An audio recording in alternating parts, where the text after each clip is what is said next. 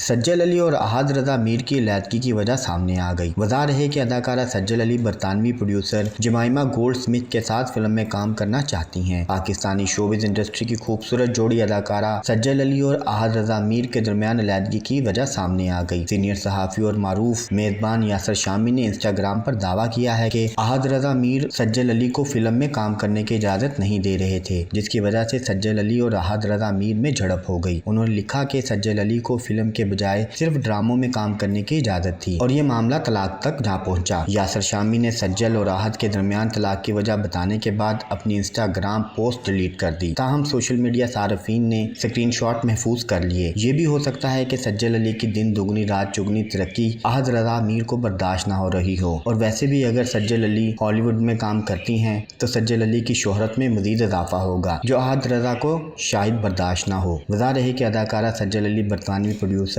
जमाइमा Goldsmith के साथ film में काम कर रही हैं।